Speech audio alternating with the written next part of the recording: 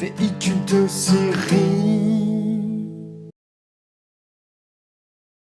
Salut à tous, très heureux de vous retrouver donc pour ce premier numéro de Véhicule de série consacré aujourd'hui à du jeu vidéo. Alors donc c'est pas du tout le même esprit que d'habitude, évidemment.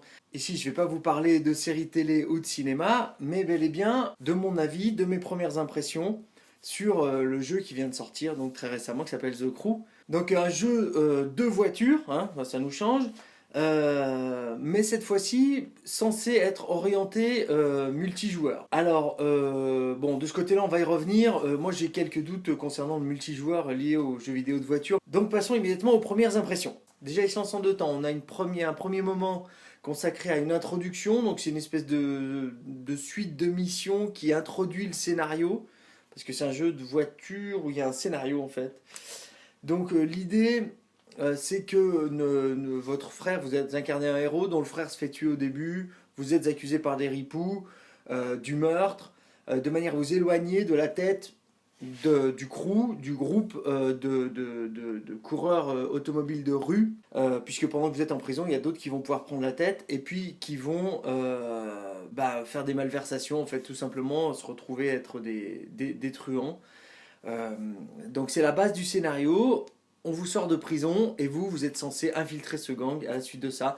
Là, on est en plein Fast and Furious, pour info. Première impression, c'est un jeu. Vous avez trouvé ça complètement con de dire ça, mais en réalité, ce que je veux dire par là, c'est que clairement, on n'est pas dans de la simulation automobile. Le but, c'est de conduire des voitures de manière ludique. En fait, tout le concept de ce jeu vidéo est là. C'est-à-dire que il faut surtout pas prendre ça pour de la simulation automobile. Donc au niveau graphisme, c'est très très beau. Là, il faut quand même reconnaître que maintenant, avec tout ce qui est next gen, donc moi je l'ai sur PC, mais c'est sûr que tout ce qui est graphisme next gen, il n'y a rien à dire. C'est très beau. Bon, ça manque un petit peu, on va dire, ça manque un petit peu de vie.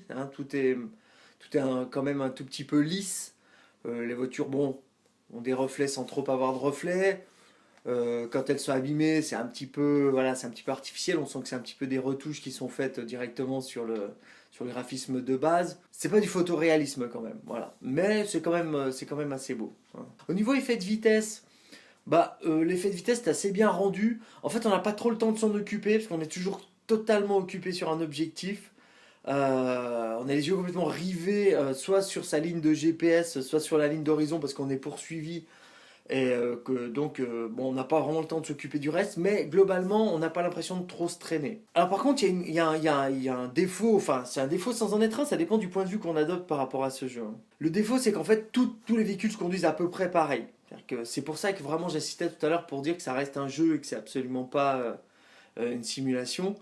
C'est que qu'on conduise un gros 4x4 ou une voiture complètement improbable du style un Porsche Cayman trafiqué en voiture off-road, c'est à peu près pareil que si on conduit une street, quoi. Bon, c'est assez lissé, c'est vraiment ce qu'on appelle un comportement arcade, quoi, il n'y a pas photo. Par contre, c'est assez jouissif, c'est-à-dire que c'est plutôt rigolo de pouvoir passer un peu à fond sur un trottoir sans que ça ait tellement d'incidence. Sur l'impression d'ensemble par rapport à cette jouabilité.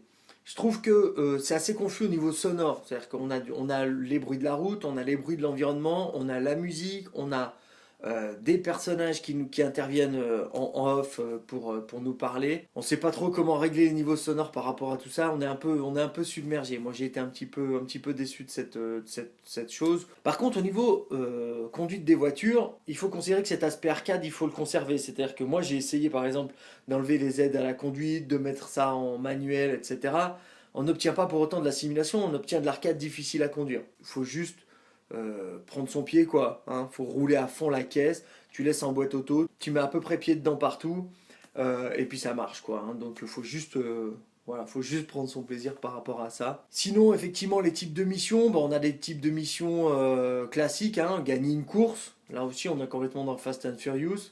On a du drag, bon, aucun intérêt. Enfin, moi, de toute façon, dans quel que soit le jeu, j'ai jamais trouvé d'intérêt à faire ce type de course dans un jeu vidéo, mais bon, peu importe. On a des poursuites avec la police. Donc, quand même, c'est une impression de déjà vu qui domine.